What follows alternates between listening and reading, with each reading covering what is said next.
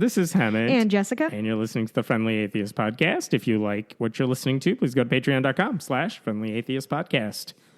Hello. Hi, how are you, Hammond? I'm good. I have so many things I want to talk about today. Jump right in. We'll jump right in. Let's start with this sad news. Stephen Hawking is dead. Yeah. Sad news because he's such a prominent scientist. And look, I'm not going to even try to explain to you his accomplishments. Yeah. I tried reading the stuff because I'd never read A Brief History of Time. No, me Sorry, neither. I should. But I read a lot of the obituaries and I read a lot of the remembrances of him. Mm-hmm. And you could tell, okay, what he did with physics and what he tried to do and what physicists are still doing today, obviously impactful. He changed the way people think about these things. That's amazing. Mm-hmm. And the fact that he did it while also dealing with this disability is also amazing and inspiring to a lot of people. I think I said this when this first happened. I don't know how many people will ever be able to say they made this magnitude of a contribution to science. Mm-hmm. And oh, by the way, they inspired like an Academy Award winning performance. Yeah. And appeared on The Simpsons. And like so many random things in his biography that are so neat. Yeah, Hawking definitely, I think obviously, like, we don't have to say, like, one of the greatest minds, probably the greatest mind of our generation, yada, yada, yada.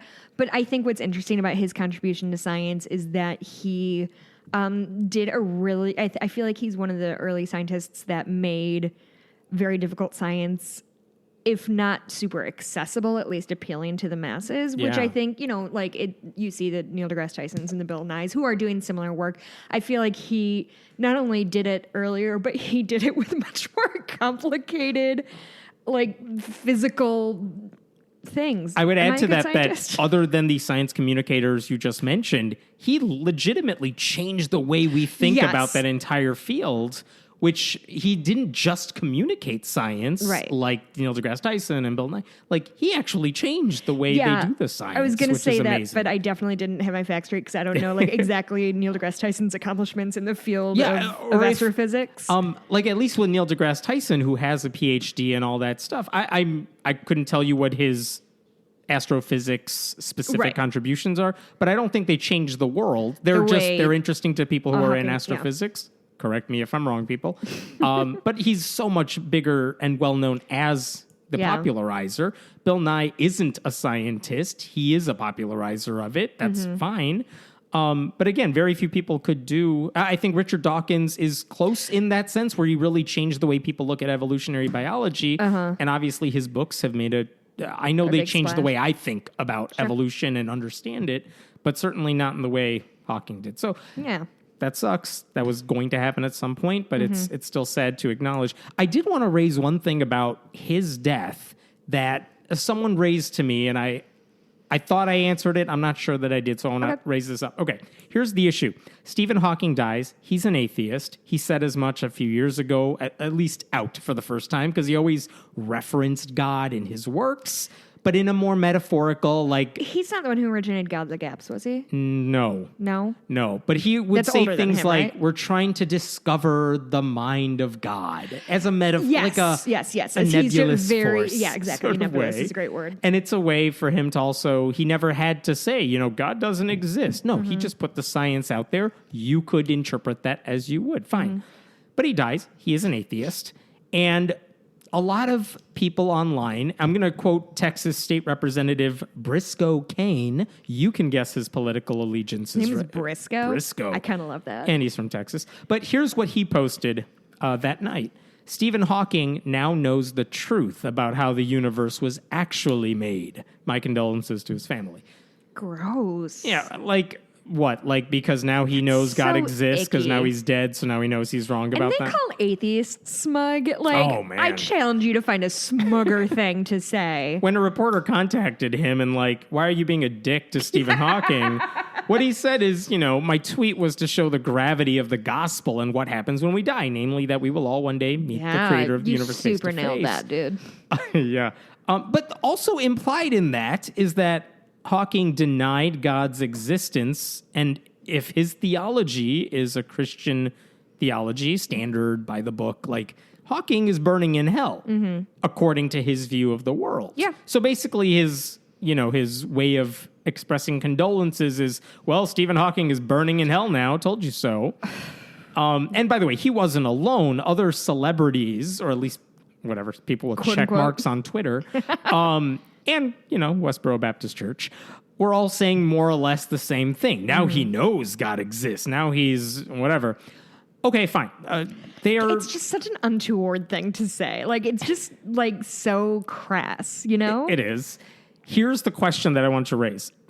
Billy Graham died a week or two ago, and a lot of atheists were quick to say, I'm sure there were some, but by and large, most people weren't saying like, oh, haha, fuck you, Billy Graham. No, they were like, oh, well, sorry to his family and people who lost him. But here's what he did that was bad. Let's not forget what he said about Jews. Let's not forget he really wasn't a champion of civil rights, even though he lived and worked, in a sense, with Martin Luther King Jr. There's a lot to criticize, and everyone wants to praise him and whatever. I know he meant a lot to a lot of Christians. But there were problems in his biography. Let's not forget that. And atheists were quick, including myself, quick to point that out. The question is there a difference between the two? Because I saw a lot of atheists saying, look, all these people saying Stephen Hawking is burning in hell now, like, one, too soon. Two, like, you're just being an asshole about it. And I don't know what number 3 is. But is there a difference between them criticizing Stephen Hawking for his beliefs versus atheists who criticize Billy Graham? I would say not for his beliefs, but for what he did. His actions. No one was saying Stephen Hawking lived a bad life. Yeah, I would think that's a wonder difference. I think the most generous reading of that would be that I think from a certain point of view, you could say that Stephen Hawking promoted science, and which necessarily sort of pushed religion out of the mainstream in a lot of ways. So maybe they did see it as a very much like, not only was he I was going to say doing science, not only was he a scientist and a contributor in that sense, but he may in their mind have been one of the reasons that we live in a more secular world now, because science explains more things, so because of people like... You're saying they're quick to condemn him more or less because in their mind, he also had stuff to condemn. I think that if you take it from that sort of reading of it, I could argue a 1-for-1 for him and Billy Graham of saying like, okay, they both promoted the thing they believed in, which necessarily made less room for secularism or religion, depending on which, I don't know, but that's also, maybe I've thought about it more than like anybody who is like, now he's burning in hell. Because like, I don't think that's, but to me, the difference was they're criticizing Stephen Hawking for what he believed. And that's not, I think, what a lot of atheists said about Billy Graham. They weren't saying he died, he was a Christian, he wasted his life. That would maybe be comparable, but that's not what atheists were saying. To me, we were criticizing a legitimate thing to criticize about. Yeah. It's not like the condemnation I'm seeing of Stephen Hawking is whatever his contributions to the world were useless or some variation of that. And I was definitely giving like the most generous reading of that. Do I think that's a really shitty thing to... I mean, I think there are things like when Fred Phelps died. Fred Phelps, right? Mm-hmm. I always want to get him mixed up with Michael Phelps, and that would be so bad. When Fred Phelps died... He swam his way to hell. When Fred Phelps died... It was very much a like, you know what, fuck that guy. Like, he was bad. He brought bad to the world. And so I really don't necessarily have a big problem with like people saying like, cool, glad you're gone. We don't need you. I don't think that Billy Graham deserved nor got the same amount of vitriol. But that's not to say he didn't. And that's not to say people didn't see that. No, there was one person, one journalist online who was very quick to treat Billy Graham as if he were his son Franklin Graham, who is like a religious right, known for his bigotry, whatever. Like, I'm glad you're gone, more or less. I'm paraphrasing what she said. Like, yeah, there were some people who did that. Well, and I think it was totally unwarranted, which is what you're saying too, because he wasn't the Fred Phelps type of guy.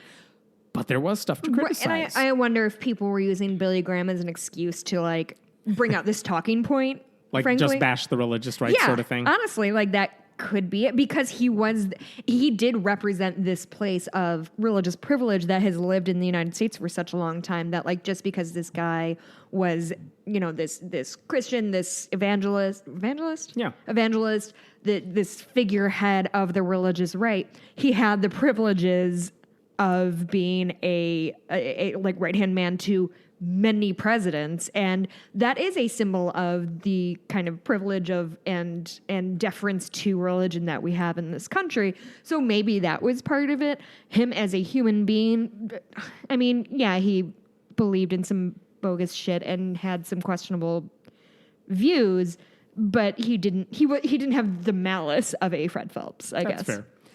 Let me go to another story that was maybe a happier story, which is that Rick Saccone in Pennsylvania lost. Fuck yeah! Oh my God, I was so stoked about that.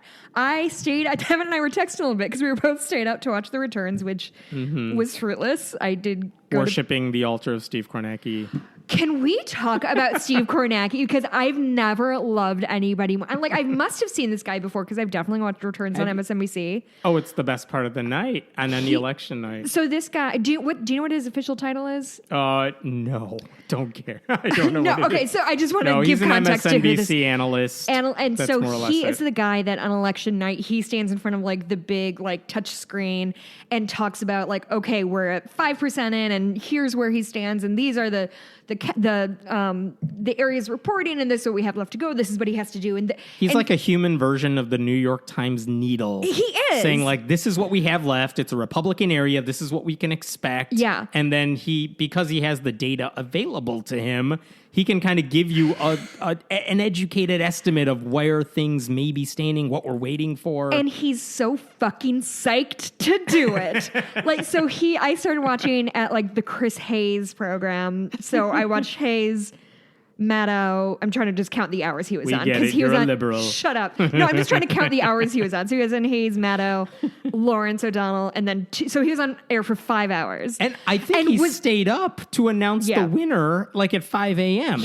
I didn't see that. And then he went to sleep or to the hospital to fix his hand or whatever. But I need everybody to understand that he literally was on screen the entire, like they had a little like picture-in-picture of like, what's he up to now? And so he's running around with notebooks and a laptop and like his smartphone, and then just once in a while he like looks frantically at the camera, and like Brian Williams is like, everybody shut up, he has something to say. And at one part, this is honestly my favorite. Like at one point he's just reading numbers from a spreadsheet. I was like, I could watch this all night. But the best part, and I rewound it and took a video of it because I've never been so in love with a human being. He's like writing on the like smart board. What are those called? Touch screen smart board. Smart touch.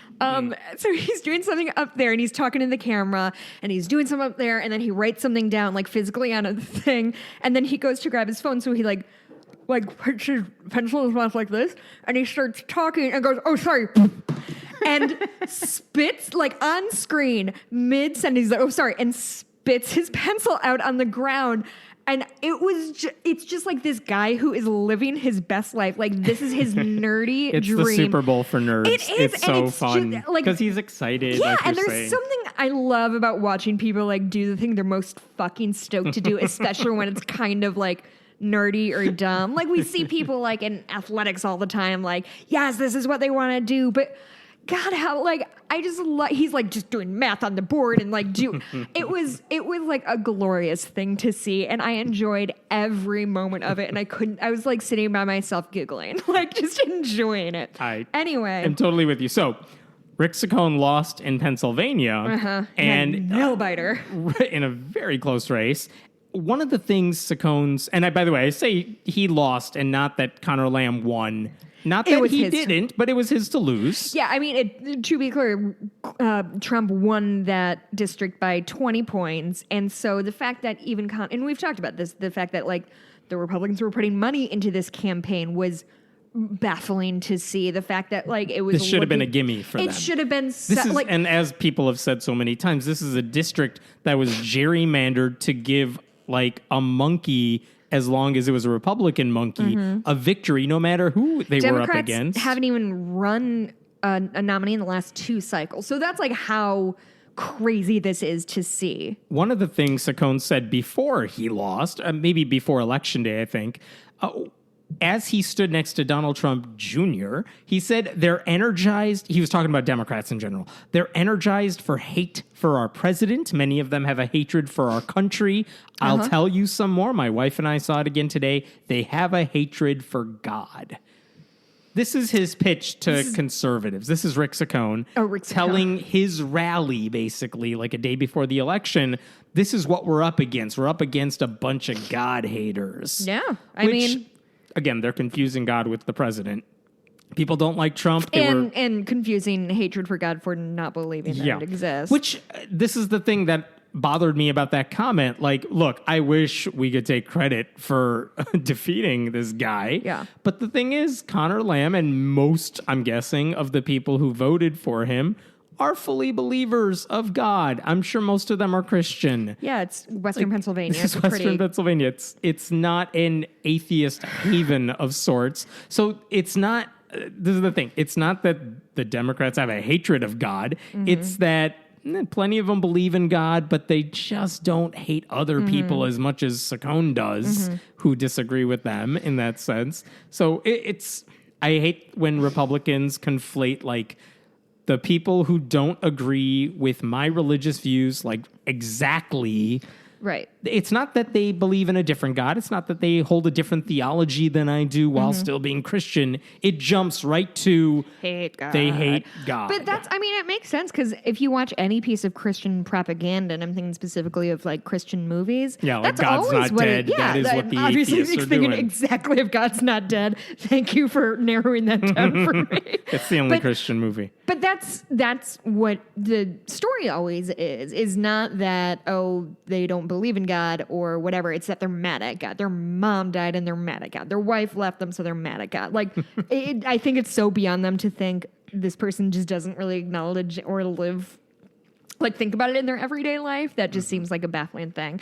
I've got another thing about Trump. Yes. So this is actually like a month and a half old, but I just came across it today, so I want to talk about it because it was buck wild. This is in Texas near Dallas. A reporter named Randy Kay sat down with 6 women who still are standing behind Trump, and these women are devoutly Christian. And she wanted to kind of get an idea of, like, why do you still believe in Trump? Do his affairs bother you? So I want to kind of set the scene. So it's 6 women of probably between 30 and I think 60 or so. And they all have like this same shade of bottle blonde hair. And they're all wearing black. They all have the same color hair. And it was just a very off-putting like thing to see. And so she's asking, what about the affairs? What do you think? The video, which describes them as Linda Churchwell and these other ladies, which I really liked. Also, the woman's name is Churchwell, which is great. So the reporter says, do you care if your president had an affair before he was president? There's a chorus of no's, and then not if it's before specifically. And then they said because his base doesn't care about that. Then she went on with, they care about the economy and they care about safety. And somebody said at some point, if he had, that's a different thing I have, somebody else justifying what Donald Trump is doing. But this woman, Linda Churchwell, said, it doesn't matter because that's what Christianity is all about. It's about forgiveness. It's about new beginnings. It's all about starting over. So it's irrelevant to me about what he did in 2006. Okay. Cool, fine. And then I just wanted to transcribe a couple quotes by these women. This woman is maybe the all-time greatest name of Unfriendly Atheist history. Her name is Peaches McGuire Coates. Yes. Isn't that great? Yes. She said, quote, this man was a successful businessman who did not have the people praying daily for him like he does now. He has transformed even the year that we've seen him from a brash New York person to the president we are proud of today. And Dina Miller said, I think we're all different people today than we were in 2006. He's a father. He's a grandfather. When you have children, the way you look at the world changes. I just want to be extraordinarily clear that he was a father to 4 in 2006. So it is like the most bending over backwards. It's a lot to deal with. And again, all of these same people, I suspect, because I think I had it to talk about later, if it were anybody but Donald Trump, all those previous before the presidency scandals would have been like a discrediting thing. But because it's him, everything But they've slides. bought the ticket at this point, so they have no choice. They feel they have no choice but to take the ride. So yeah, they're gonna like do every backflip they have to.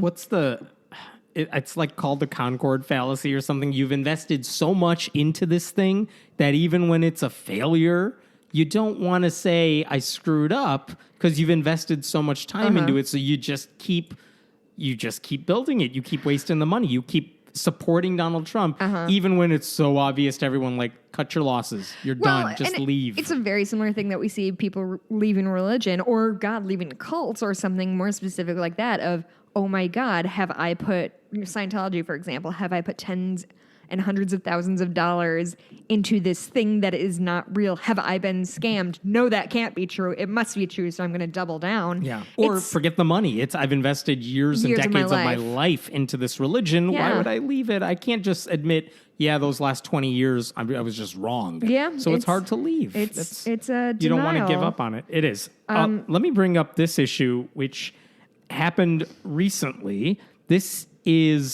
There's a Christian author who just came out with a book. She's a Houston Baptist University professor, Nancy Piercy. Her new book is basically talking to evangelical Christians about LGBTQ people.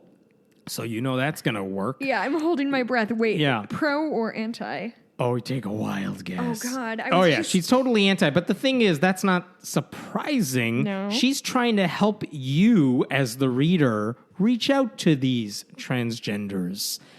And so the thing is, like, it's clear she hasn't talked to trans people. It's clear she doesn't know. You don't fucking say, Hammett. I know.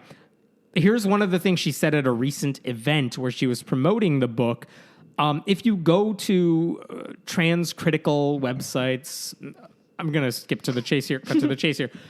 A lot of these websites are oriented towards same-sex people because they have gay and lesbian children, wait for it, who are being pressured by trans activists to go all the way and become trans.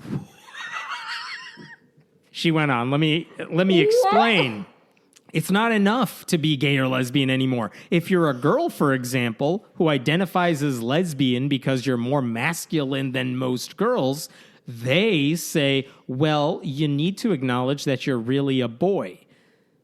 So basically, you're a lesbian, you're kind of masculine, wait. Therefore you have to be trans. So just as if this is all a spectrum and you got to keep pushing them onto the trans end of it. Female, tomboy, lesbian, trans. In some order, yes, something like that, right?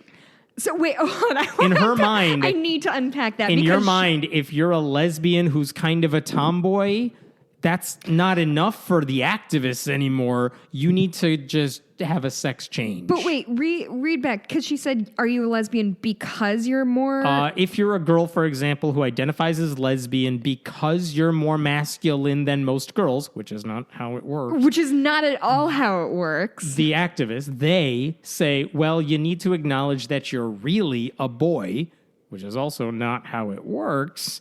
Yikes. Just to be clear...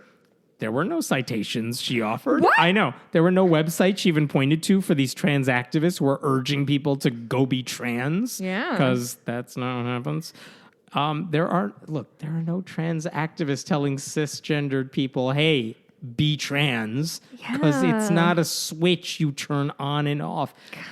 This is the Mike Huckabee sort of thing where he's like, well, if I were in high school, I would say I'm trans so that I could go in women's locker rooms. Which is still the grossest thing any human has ever said. So anyway, and she just assumes that you just, if you're a kid who thinks you're the opposite gender, then that's it. You're just suddenly, you get to be trans and the doctors will give you the hormone therapy. Like, again, not how it works. There's counseling involved. There's a period of time when you have to, like, they will make you like prove that this is what you actually want.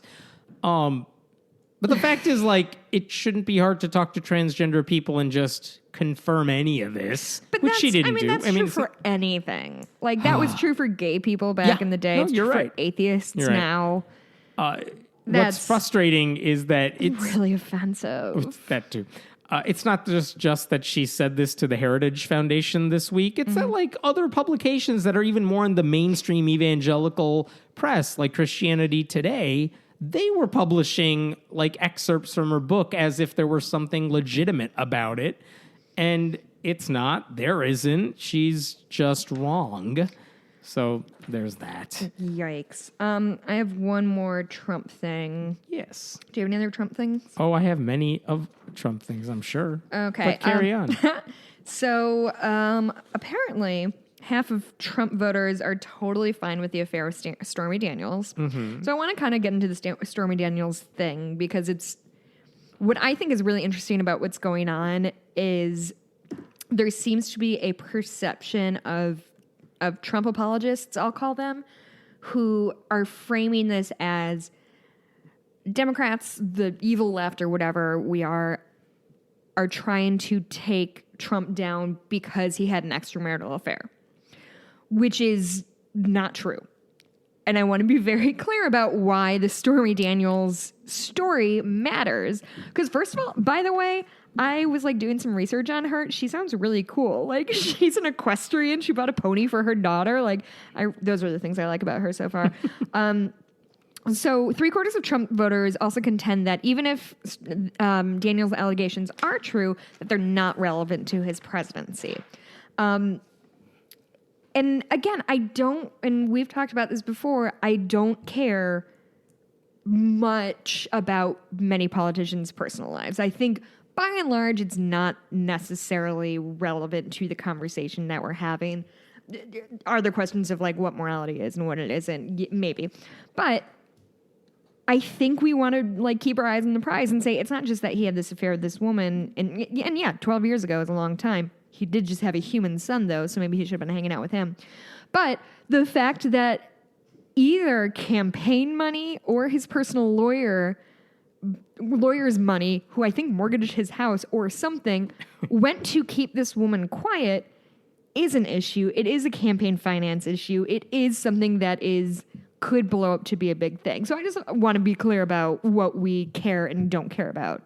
Just to piggyback on that. So Tony Perkins, the Family Research Council, religious right leader guy, he brought up the same thing. He was kind of making the same case that like, no, it doesn't really matter, the Stormy Daniels thing. And he was quick to chastise people on the left.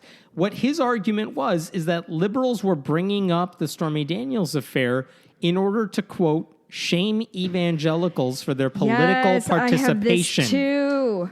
Like, we're not mad at evangelicals for voting. That we know they vote. That's not the issue. It's that they're hypocrites who, again, if any other politician with not a R after their name did the same things, they would totally talk about how this is the worst thing ever. Here's the thing is, like, I definitely do not want to discourage anybody from voting, period.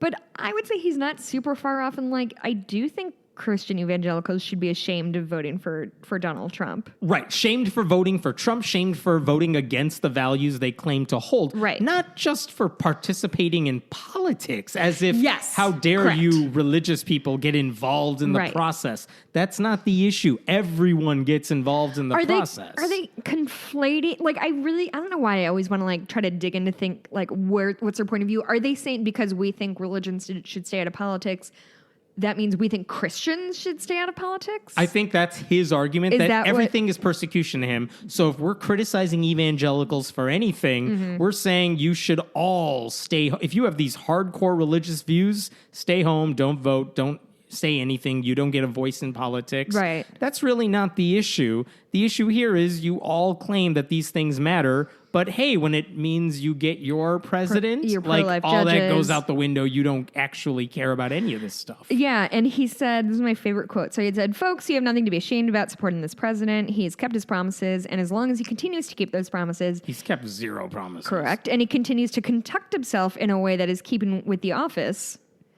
Then he said, if he were to engage in behavior like Bill Clinton, we're out of here. That support would evaporate quickly. Bill Clinton, by the way, who had an affair consensually at the time anyway. Yeah. That's what he's talking about. Donald Trump's grabbing people without consent. Right. But for some reason, his thing is like, well, he didn't do it while he was in the White House. And again, think about if you're going to draw a line somewhere, fine. Think about the things that he has done since entering the White House in terms of disrespect, in terms of tearing apart families on a whim. In terms of kicking people out of the military because he just chose to one morning without any conversation. Of expounding racist, misogynistic, none of xenophobic rhetoric. No, but if he has an affair consensually like Bill Clinton, then they'll leave. But the racism, don't worry about it. That's what's problematic with the evangelicals that are the white evangelicals, like 80% of them who continue to support this guy no matter what he does. That's the issue. Apparently, more than half of Trump voters don't hesitate to say the phrase "moral leader" applies to the president very or extremely well. Mm-hmm. So, cool. I want to talk about this, which happened this week. Here's the background you need to know. Yes. The military, the Navy specifically here, has a whole bunch of chaplains available to people who serve in the armed forces. And the Navy has their own chaplains. Everyone has chaplains. Mm-hmm. What do? They serve the emotional needs of these soldiers. Mm-hmm. Think of them as counselors. Mm-hmm. They go through so much. They have trauma in a lot of cases. They're apart from their families. You want to talk to somebody. You want a trained counselor who can help you out. So these religious chaplains, fine. We should have them. I have no problem with that. But there's a whole bunch of there's a whole bunch of soldiers who are not religious. Mm-hmm. And if they go to see, let's say, a Christian chaplain who thinks the solution is praying, a Bible reading, religious verses, saying God is going to look after you, which doesn't do anything for those soldiers, like that doesn't really help. Right. So the question is, should there be a non-religious chaplain? Or I should say, let me forget non-religious. Let me get the phrasing here right. Okay. Should there be a humanist chaplain in the military? And the argument... Haven't we been having this discussion for like 6 years? Something like that. Yeah, it's been up for a while. Right now, there are 0 humanist chaplains in the military. Really? Yeah. But the argument here, and here's a couple things about it. One is, do they have to meet the same requirements as a religious chaplain? And some of the requirements are like, you have to be approved by... You have to have the endorsement of a religious organization. Well, guess what? There's a humanist chaplain named Jason Heap who is endorsed by the Humanist Society, which is accredited. And he went through their course and they approved him. You can Google this guy, Jason Heap, but his credentials are impeccable. Mm-hmm. Academically, physically, paperwork-wise, he's fine on paper. If he were a Christian, he'd be a chaplain. No one would ask any questions about it. Mm-hmm. But his endorsement came from the Humanist Society. Last year, here's where it gets a little strange. Last year, the Department of Defense, they actually changed their own rules to say that they have a list of faith and belief groups that they include. They included humanism on that list last year. They also included deism. And what that means really, is... deism? Yeah. And they said, these are faith and belief groups that if you are in the military and you want to gather with like-minded people, these are legit religions you can cite to gather with those people. And the argument now is, well, if humanists are included on the DODs by their rules, and they're saying humanism by their standards is a faith group. We can have a philosophical debate about whether humanism is a religion. Yeah, but the DOD says it is. Mm-hmm. So now let's say humanism is a religion if you want to. Shouldn't Jason be admitted as a chaplain now? This is his argument. And the Navy this week... How could you possibly argue against this? Well, the Navy has a chaplain board. And basically, they seem to be on the verge of the Navy Chaplain Appointment and Retention Eligibility Advisory Board. They recently recommended that Jason become a humanist chaplain. He would be the first of his kind, but they haven't announced it yet. They haven't made it official yet. And in that interim between the recommendation and them saying it's a green light, you're in, here's what happened this week. A GOP representative in the House, Doug Lamborn, a guy from Colorado, he sent a letter to Navy officials signed by 44 Republican colleagues telling them to reconsider Jason's appointment. And here's what he kind of said in the letter. The secular humanist worldview that Dr. Heap ascribes to does not meet the requirements of the original designation of the role to facilitate religious belief. In other words, the chaplain's role is to facilitate religion. He doesn't believe in a God, therefore, I guess they're saying it's not a religion, therefore, I guess you can't do it.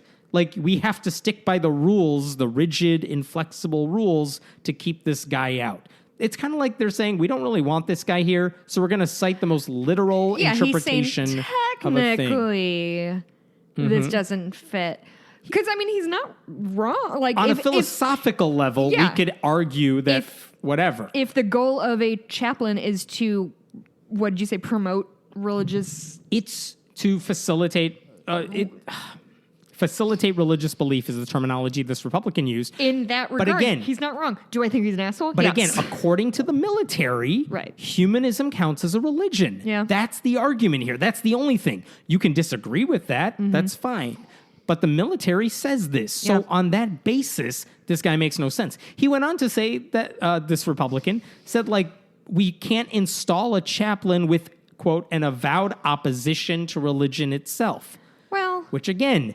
He's not here to pick fights with people. He's not here to debate. Hindus have an opposition to Christianity. Muslims have an opposition to Christianity in the sense that they don't agree with it. Right. But they're not there to debate. They're there to provide a service for the military personnel who happen to believe that thing. That's what Jason Heap would be doing. He's helping the atheist soldiers who are there and the agnostics and humanists and whatever label they use. He's a resource for them. Okay, so that's what one guy sent. Okay. On the Senate side, Roger Wicker, a senator from Mississippi, did the same thing, signed a paper with 23 Republican colleagues in the Senate, basically calling Jason Heap's approval a grave mistake. And this time he basically said the same thing. The Navy has sufficient authority to create programs for humanist or atheist service members. The chaplain corps is not the appropriate place. The chaplain corps serves religious needs, not philosophical preferences. And my argument there is, well, every religion is a philosophical preference. Like, just because you don't agree with it doesn't... I mean, think about what these Republicans are doing.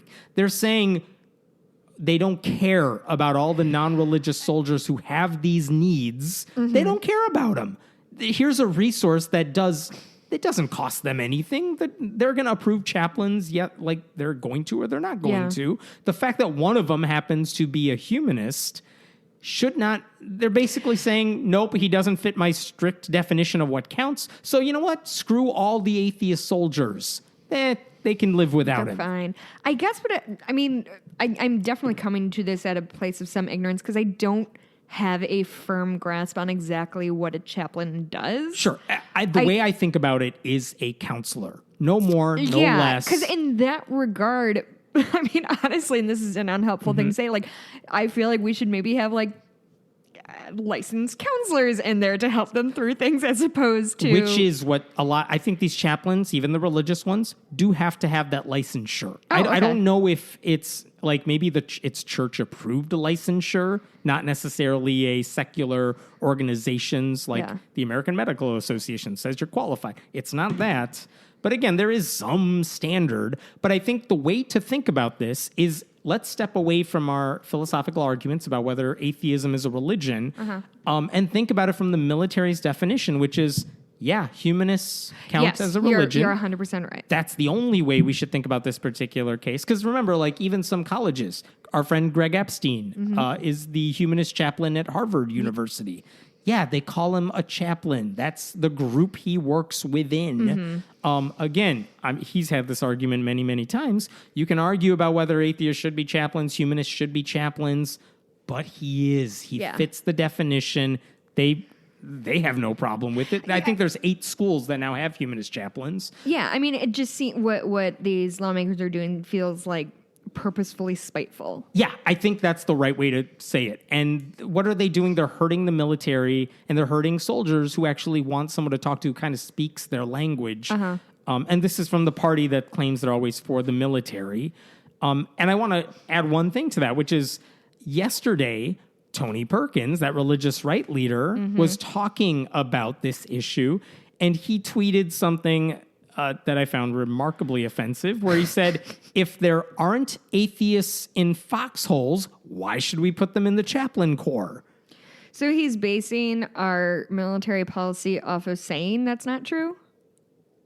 Say that one more time. He's basing military policy off of a saying there's no atheists in foxholes that's like easily disprovable. Yep. He's saying, well, atheists aren't even in the military, so we don't need chaplains. I heard somebody say this thing once, so it's definitely law. And what's annoying is like, it's such a slanderous thing to say that, oh, there are no atheists who are willing to put their lives on the line in the military because they all believe in God. Veterans. It's totally. So disrespectful. It's disrespectful to Pat Tillman. It's disrespectful to the hundreds, if not thousands, of openly atheist soldiers who are serving in the armed forces right now. There's a website, if you Google atheists in foxholes, there's one website, militaryatheists.org, that lists ones who are willing to have their names on the site. Yeah. Much less all the ones who are quietly atheist. Right. All that stuff. And it just reeks of like when the Olympics were going to happen in Russia, when Putin was like, yeah, we just don't have gay people here. Like, that's what it reeks of like, if I close my eyes and stick my fingers in my ear and scream, these people don't exist, then they don't exist. Like, it's not real then. And again, these are people who claim to want to do everything for the military.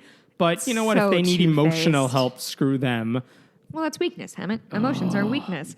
I have another thing about technicalities in religion. Yes. So there is a county commissioner from Wichita, Kansas.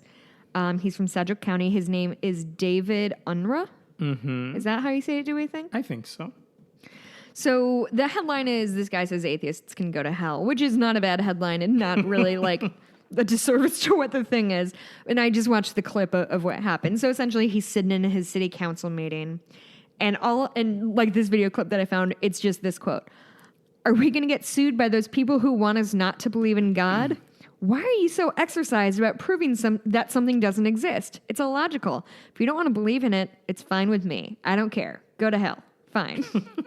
Which is... He's such a whiny little kid. It's so sour grapes. The background here was atheists, and they have invocations at their city commissioners' meetings.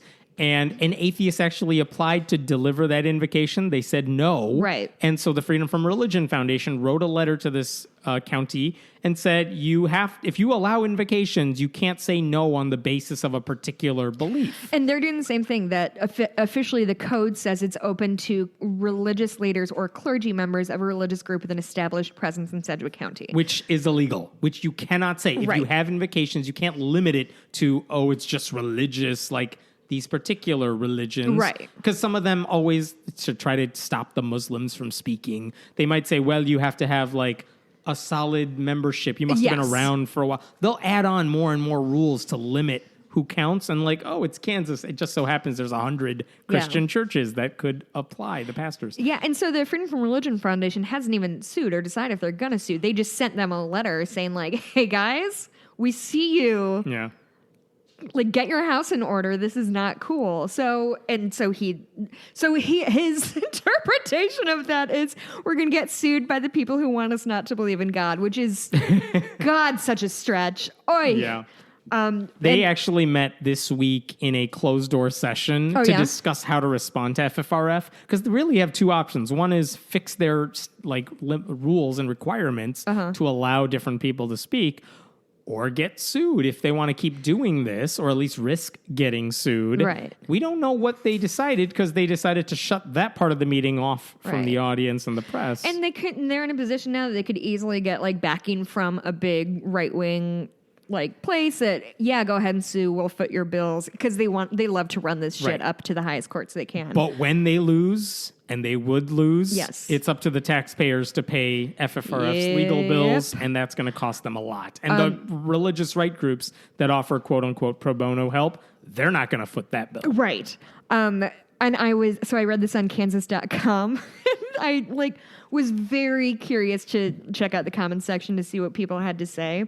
And it was actually super lit. It was a really good comment section. It was some very prototypical, secularism is for grown-ups, God is for kids, or whatever. But somebody said, this is my favorite comment. Somebody said, I'm all for God and prayer, but why is a government entity starting with a prayer? I've wondered this about Congress for decades.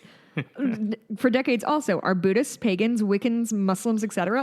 invited to lead the prayer, or just certain categories of Christians? Mm-hmm. Which I really hope that my dreams are true and this is from an actual Christian person. But the way she phrased it was, I'm all for God and prayer, which feels like a phrase I would never use in my entire life. So there we go. Anyway, so that's kind of an interesting thing. I'm curious to see how that shakes out, and hopefully we'll find out soon. That guy continues to be the worst. Alabama. There's a state representative, Harry Shiver. Yes, I can't wait to talk about him. He's so wrong. He's right. He said he doesn't think arming school teachers is a good idea, which you hear that. I agree with him. Good job. How did this guy buck the rest of his party in trying to say we need more guns in schools? He says, no, we don't need more guns in school. No, that's a terrible idea. But then he kept talking. Uh-huh. And let me quote you on this. And now he's on this podcast. Yeah. I've heard that 75% of Republicans support it, putting guns in teachers' hands. But I was there live and in person, and I know what it's like in the schools. Most women wouldn't like to be put in that position. I know from South Alabama they wouldn't. Basically, his argument is most teachers are women. Women are scared of guns, therefore guns shouldn't be in classrooms. I'm not saying all women, but in most schools, women are the majority of teachers. Some of them just don't want to be trained to possess firearms. If they want to, then that's good, but most of them don't want to learn how to shoot like that and carry a gun, which is, if you strike the, really gender normative part of it, yeah, most teachers, I would say every teacher I personally know is no, thank you. I do not want to go through arms training so I can go teach at Naperville Central High School. You know what teachers love? More courses to learn stuff.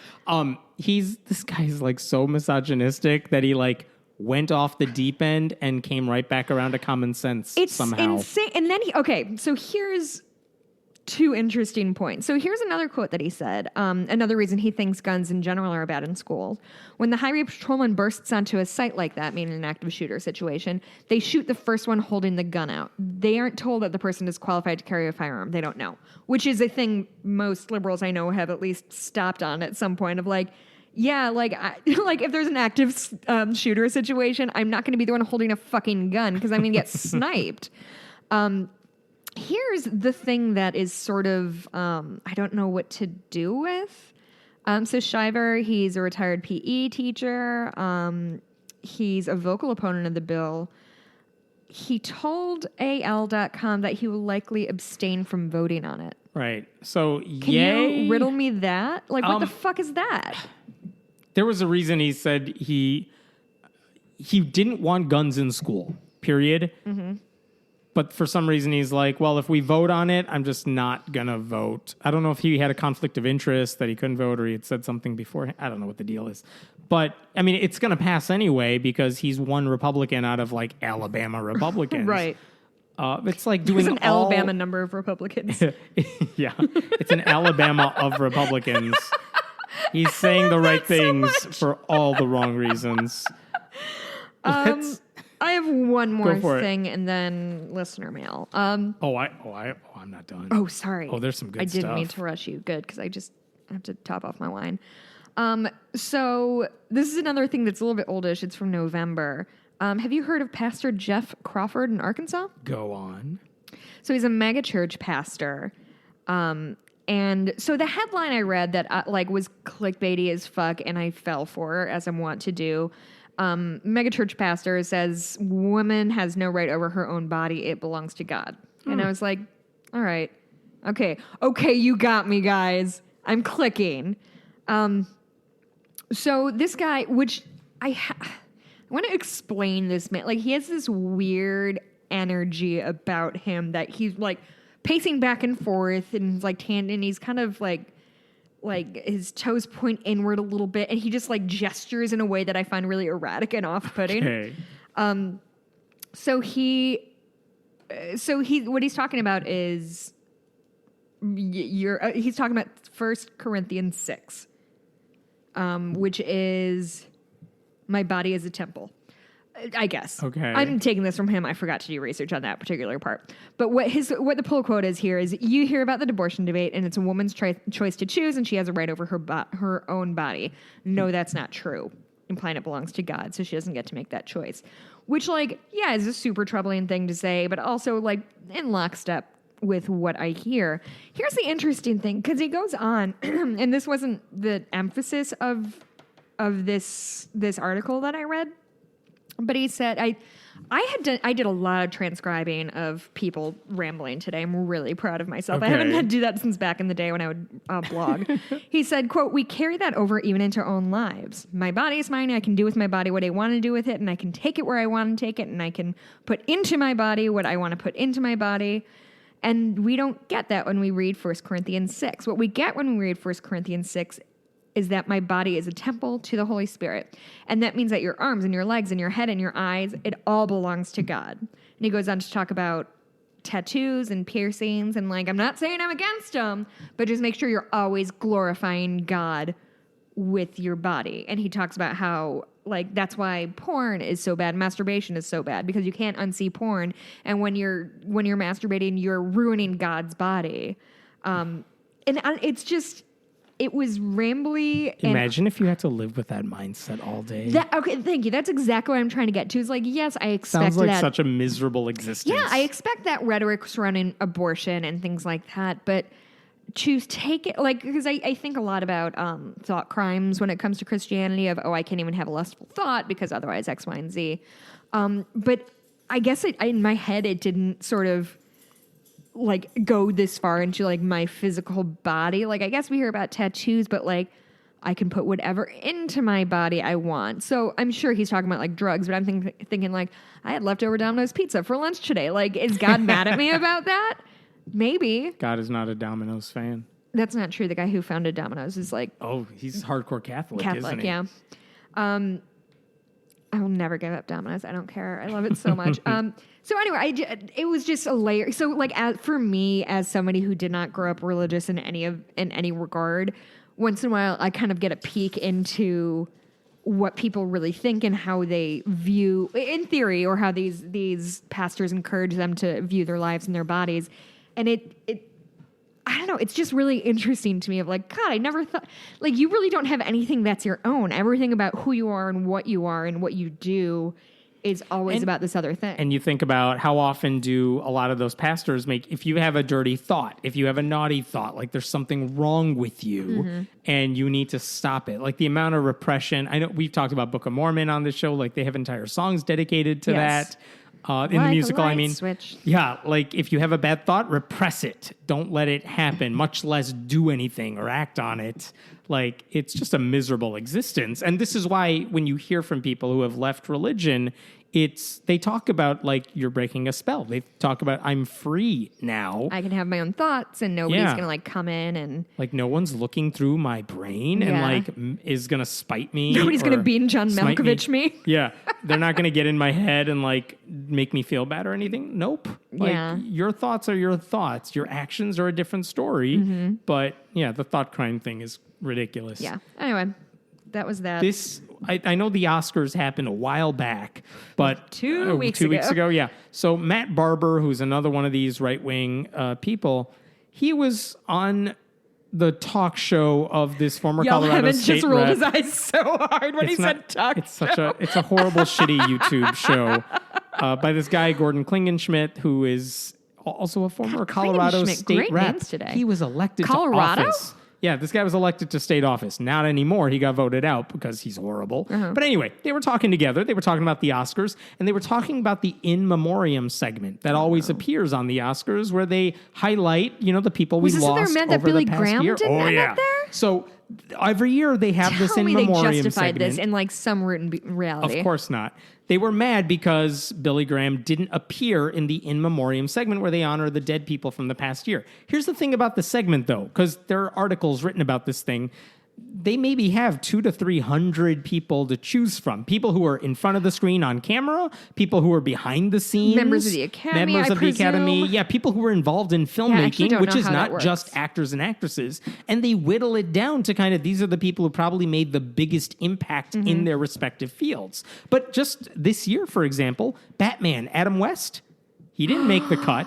You're right. Della Reese, who was on Touched by an Angel, that actress, she wasn't included on the list. Yeah, there must be a thing about movies. You because can argue about whether they deserve to or didn't Della deserve to. I know Reese. people in Hollywood argue about this stuff a lot when this comes up. But the fact is, there are more than like couple hundred people who don't get included. Right.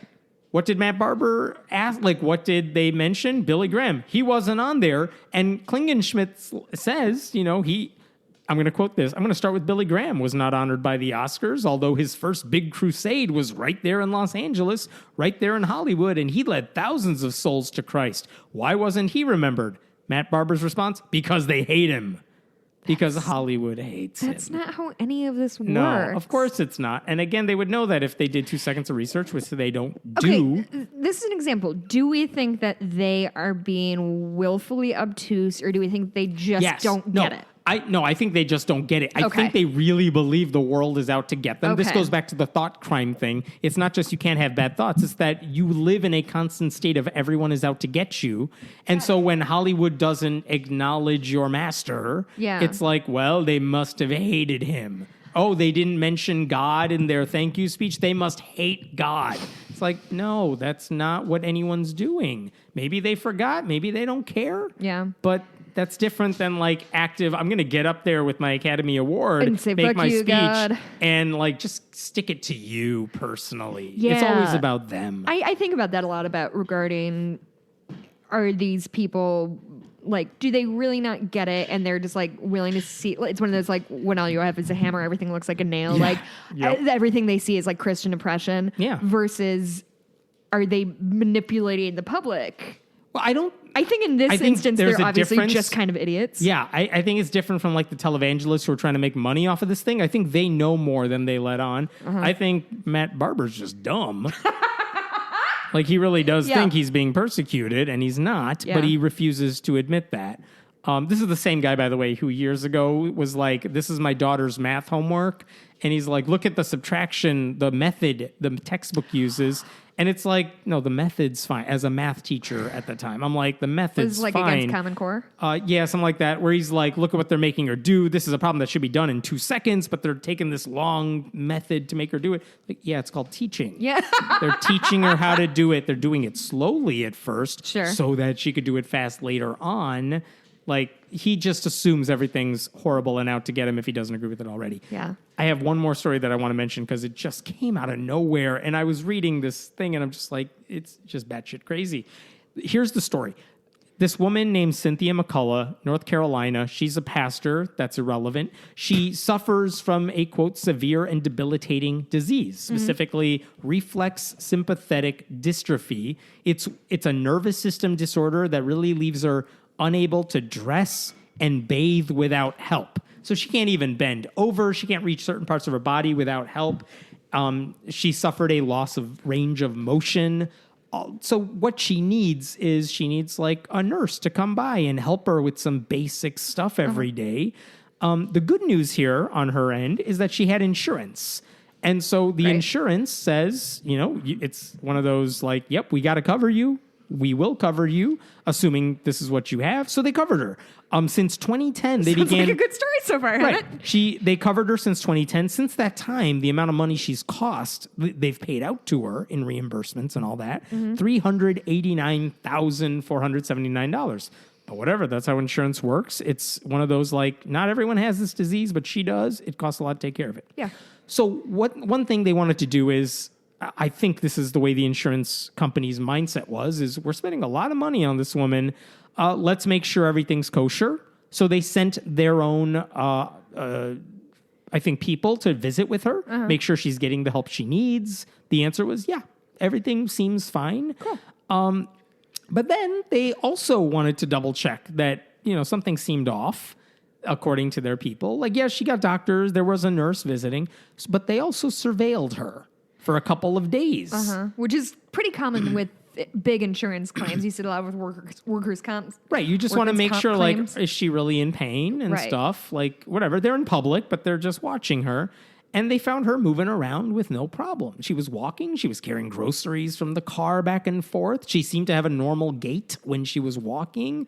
She was lifting her arms to put groceries in the Which is car, something she wasn't supposed to be able to do. Which, yeah, in theory, this thing is supposed to prevent you from doing that. Okay. By the way, she was also driving on her own without a problem, which was also weird. And then on the very dates that they were doing the surveillance and like monitoring all this stuff, her church posts a picture on Facebook tagging her saying like, here's Reverend Dr. McCullough going down like a giant inflatable slide. Oh no. And helping a girl play skee ball, which if you played it, like you have to bend over a lot and you're playing that. Like, so basically she's bullshitting them this whole time. So the insurance company is now suing her.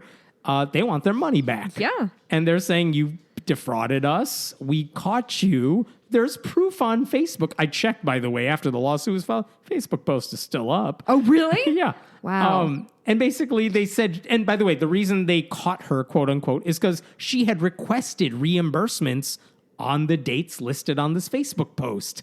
That's like the smoking gun right there. Oh, she said, reimburse me for December 31st.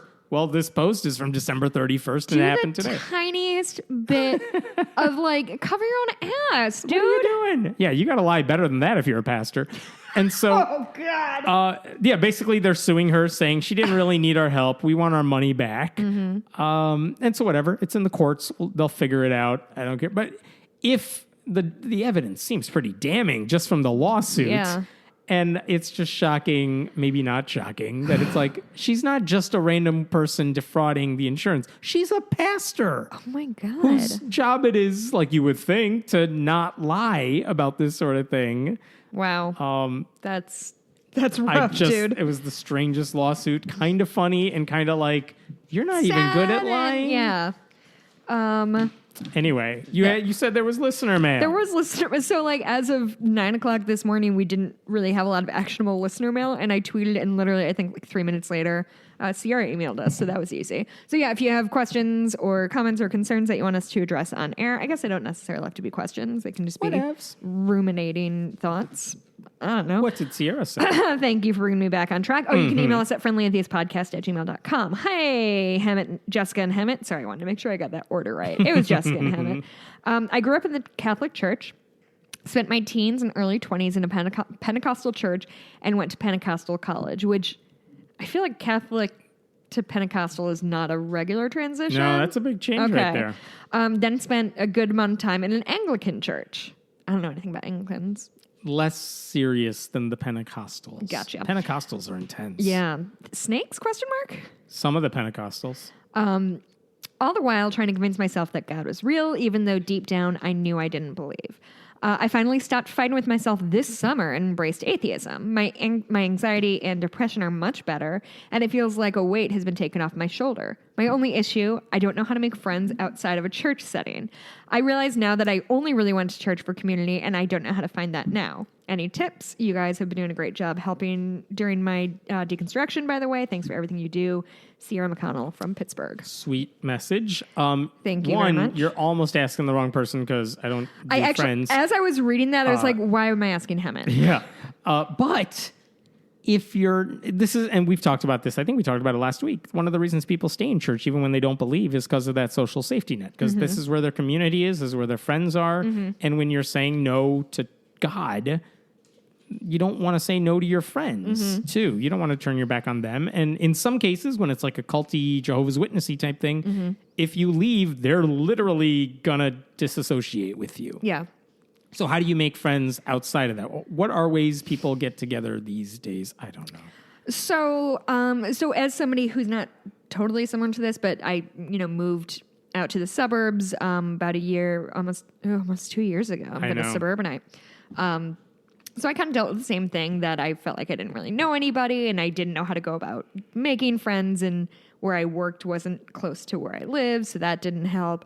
So the way I have made friends has been one through Facebook groups, which I don't know. I've kind of had a really nice couple of years with Facebook groups that are like, you whittle down from. So you mean like community Facebook groups or by interest Facebook groups? For me, it's been by interest, but I think you can do any. So a lot of mine are like a podcast, and then the podcast has spin-off groups, and then my one is like, I listen to My Favorite Murder, I was in the group, and then there was like Chicagoland Murderinos, and then like Suburbanite Murderinos, and then I'm pretty sure that's like a right-wing wet dream right there. Yeah, There's no. a Facebook group for Chicago Murderinos. Yeah, all of us talk about how our spouses think we're insane. So we're like literally tonight, I'm like, I'm getting dinner with my murder friends. But yeah, it's just we're all into true crime. So literally it just took like, hey, I live in this area. Does anybody want to meet for drink one night? And there are Facebook groups for different cities, whatever the cities are, where they're discussing all sorts of things. And maybe you're not like-minded in a lot of those ways. I think also like meetup groups, same thing, where you can find people based on your interest in your area. You could find people. I mean, that's actually a wonderful way that I've heard of to meet people, which is just something like that, where they're saying, look, these are the people in the area. Here's all the various interest groups that you might be interested in. Click on a bunch of them, join a bunch of them, and they'll all have different meetings on different days. But I think the hardest thing to do is just putting yourself out there saying, yeah, I'll go to this thing. There's a good chance I may not want to be around any of these people or hang out with them. But just putting yourself out there and willingness to like talk to people, that's a big deal. One other thing I would add is just if you do have a serious interest about something, pursue that specific interest. So for example, if you're an atheist and there is like an atheist gathering of sorts and you're really passionate about this, try to attend that, even if it's an hour or two away, because you may find people who are like-minded in that sense, and then you never know what develops. Yeah, and she's in Pittsburgh, so it's not like she's in, rural South where she might not find a lot of like-minded people. I would say, like, I met people through volunteering. Like, it's not just volunteering once in a while. It's I go every Monday. I do the same volunteer, so I've become friends with those people. Take a class. I did, like, when I took my dog to training classes, we made friends that way. I've met friends just going to the park every day. And I will admit it is hard and can be frustrating, and it takes a while, but I think there is definitely many ways people make friends. Like, making friends as an adult is the pits anyway. So like, I'm very sympathetic to that. I don't know how old she is. She didn't say. But it's not easy if you're not in college and like you're in the real world sort of thing. Yeah, like if you have the disposable funds, and I'm aware that a lot of people don't, like, take a guitar class or like just a thing to. I took a stand-up comedy class 4 or 5 years ago, and I'm still friends with like half of my class today. If you have any kind of creative interest, whether it's writing, whether it's comedy, whether it's music, just take a class or do a drop-in thing. You'll keep in mind that if you're friends at church, the people you were friends with at these various churches or something, you maybe were friends because you had that one thing in common. But the truth is, according to Sierra, you didn't really have that thing in common now, did you? Yeah. And yet you don't want to lose them because they're still your friends. Like you might think this is the thing that ties you all together, but it's not. And by the way, there shouldn't be a reason that they're not still your friends, even if you're leaving their church. But unfortunately, I know that's not necessarily the case. Yeah. But it doesn't mean you have to like say no to them, even if they are part of the church. I did last summer. I signed up for like Naperville softball, and it was literally like you can sign up as a team, or you can just sign up as a person. And they have like an orphans team, and I've met a bunch of friends through that. That's like, awesome. There's things to do if but you have to be willing to be social. Right. You do have to, like, the onus is on you to take that first step and like leave your house. Which, believe me, as somebody who's barely left my couch for the better part of a year, it can be difficult. But schedule is something that you kind of have to show up to, so you can't, whether it costs money or whatever, like, make yourself go. Hey, if you're in Pittsburgh and you want to make a friend, let us know. We'll forward it along to Sierra. Her name's Sierra. She seemed very nice. She emailed me very quickly. Hemant, what's your happy thing this week? Happy.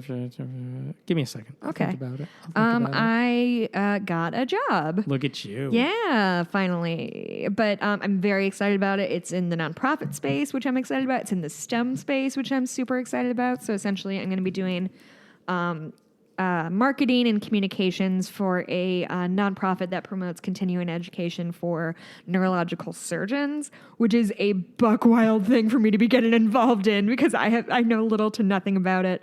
But I'm really excited. I think I'm going to learn a lot, and I'm just very, very happy and Congratulations relieved. to you. I'm watching March Madness all weekend. Oh, yeah. I know nothing about any of the teams, but it is fun to watch. Do you have a bracket? No. To have a bracket, you need friends, which let's back up 10 minutes. And you can do like ESPN brackets. With what group? There was a time when there were like atheist groups or online, just like, hey, if you want to do it to be a part of this. At this point, I'm just like, I don't even care that much. I don't even care about the brackets. I just kind of enjoy like that it's there's a fun 16 games in a single day. It's like, yup, next one, let's go. Hey, look, it's only the last 2 minutes of the game. That's all I need. That's all I need. That makes me happy. I haven't paid attention. Did Ball State University make What's a Ball State University? No, they didn't make it. Did DePaul make Actually, I don't know. They could have. I don't know. They didn't watch. Loyola's the only Chicago team. I would have heard about it if Ball State University made it. Loyola did make it, and man, they had a good game yesterday. That was fun. Cool. So yeah, that basketball. was sweet.